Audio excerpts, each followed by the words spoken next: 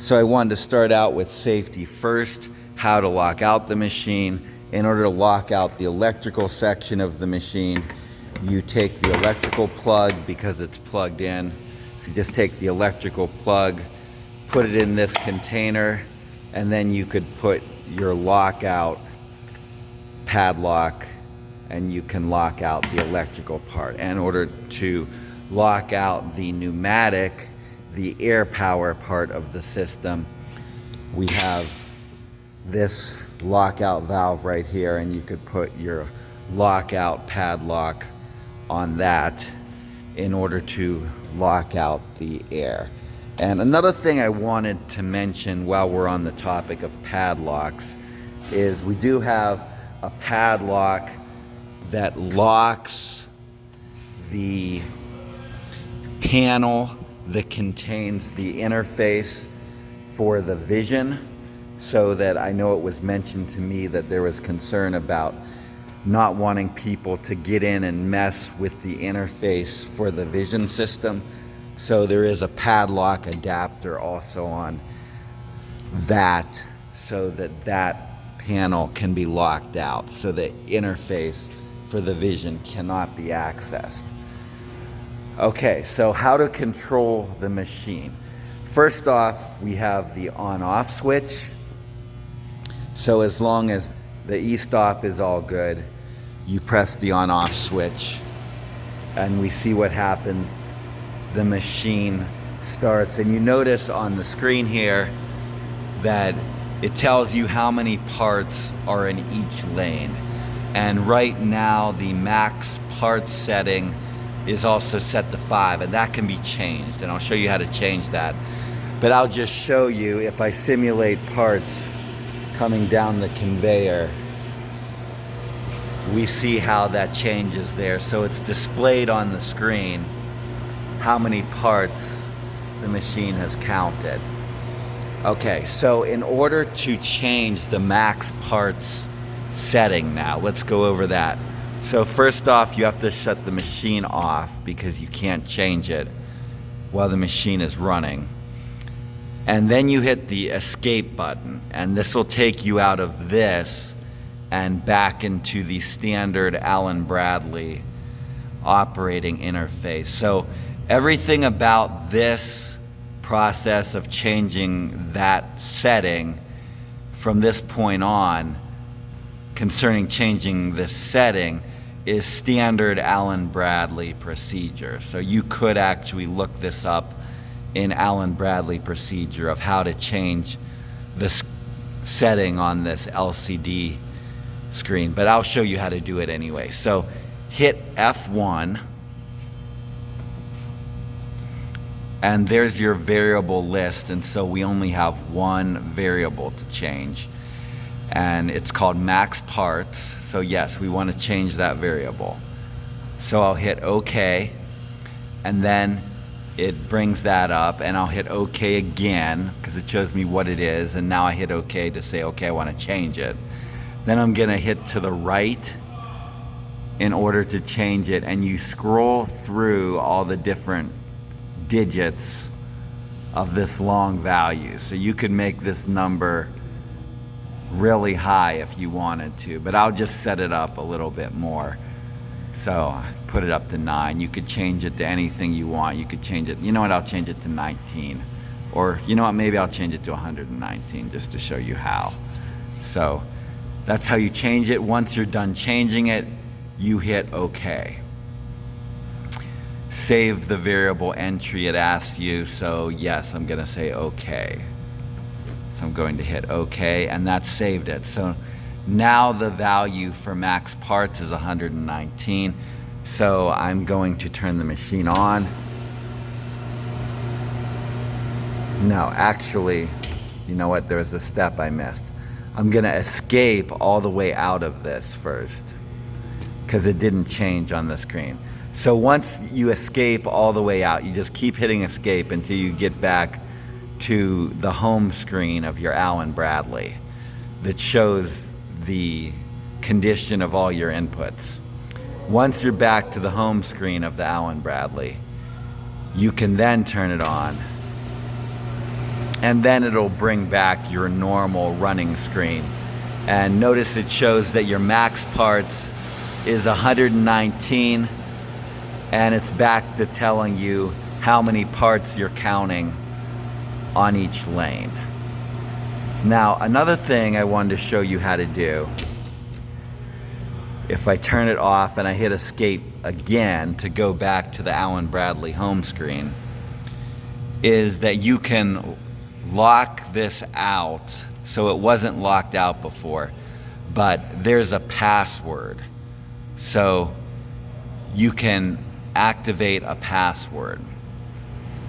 So I'm going to hit OK, activate password, and then it says enter a password. So you can set a password and you could lock it out so that people can't change this value unless they know what the password is. So I'm going to set the password at 44485 4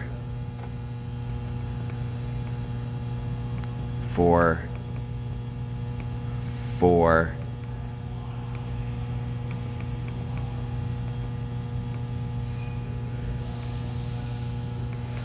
and 44485 is our zip code here in Warren.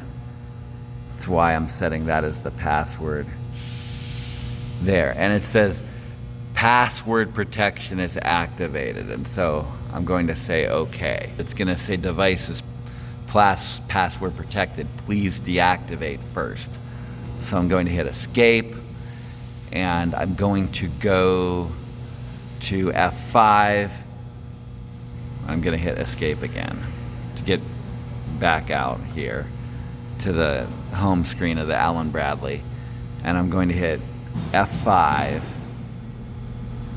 and then I'm going to deactivate the password. Go down to deactivate the password, hit OK, and then I have to enter that password in order to deactivate it. So I'm going to hit 44485 and then OK, but I'm not going to show you how I did that because I've covered enough of this so far. I think you get the point of how to work with the password. So I'm going to escape back out and go back into a few more things to show you about how this machine operates. So going back to the Alen-Bradley home screen, I'm going to turn the switch back to on. Okay, so one thing I wanted to show you still is that if you hold F6 and the left button, it will reset the count for lane 1. So it'll shuttle the conveyor and it'll reset the count for lane 1 back to 0. So I'm going to hold F6 and left. Okay, so you heard that, and I'll do it again and you'll see it come back. You notice that the count got set back to 0 and the cylinder switched positions. So let me press it again and you'll see it come back. That's F6 and left. That's for lane 1. And you know what? These buttons, you really have to make sure you press them, especially when you're pressing 2 at a time. So I don't think it took it that time. There it is. That time it came back. And for lane 2, if you want to reset lane 2, you hit F6 and right. So let's see if I go up here and see if you can see. So there, the gate switch. So F6 and left to reset lane 1. F6 and right to reset lane 2. So let me put some counts in here just to show you again.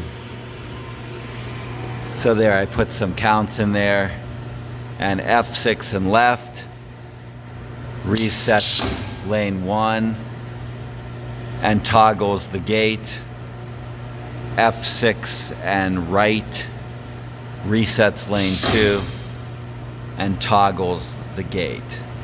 Oh, Another thing too, that if you don't want the backlight on, so you could turn the backlight on and off. So if you press the F2 button, it shuts the backlight off, which by default it's actually off. And if you press the F1 button, it turns the backlight back on. So the backlight will be on and it'll show green when the machine's running. But if there's a fault, it's automatically going to flash the backlight. It's going to flash the backlight red when there's a fault. So I'm going to show you now the fault condition. So in order to simulate a fault, I'm going to shut off the air. So I'm going to turn off the air. And then I'm going to reset one of the lanes in order to toggle the gate. And that's going to create a fault. So I'm going to just show you, put some counts in here. So I'm going to reset one of the lanes to toggle the gate.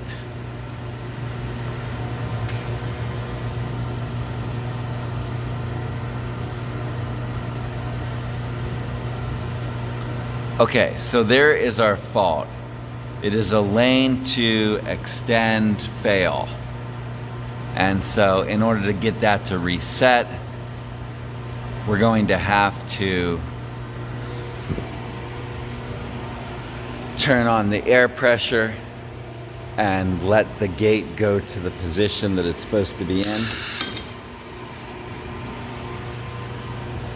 Okay, so the air pressure's on, so that fault should reset because the gate's going to be in the position it's supposed to be in, because we have sensors monitoring the position of these gates. So that's what's created the fault, was that there's sensors monitoring the position of the gate, and the gate wasn't in the correct position. And so by hitting OK, we can reset a fault on here that acknowledges that the fault happened. And so we have our stack light there. It goes back green. Let's create a fault again to show you that, yeah, when the stack light, when there was a fault, the stack light was red. Red turned on instead of the green. So we'll create a fault again just to show you that the red light turns on when there's a fault. Okay, so we created a fault again because this is something that I forgot to show you, is that when a fault happens on the stack light, the red light lights up and your screen also starts flashing red, and it tells you there what the fault is on the top. Right now it says lane 1 extend fail, and that fault happened because I shut off the air pressure. And so again, I'm going to turn the air pressure back on so that the gate goes into the correct position.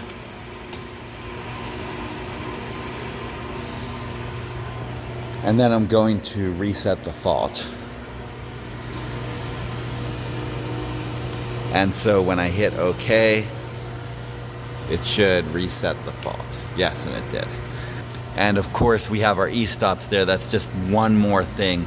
But this is tied in, these e-stops are tied into the main machine. So when you press these e-stops, because they're going to be tied into the main machine, that'll shut off the control power. So you would not be able to turn any of this on. None of this will start. And a message would actually turn on the screen saying that the control power is not on. Just telling you won't be able to do anything because the control power is not on. If an e-stop is pressed here, because it's going to be tied into the main machine, and also if an e-stop is pressed on the main machine, if the main machine is in an e-stop position, nothing will run also, just to let you know about the e-stop and how that works. So again, I hope you were able to learn from this how to use this machine, and I thank you. Bye.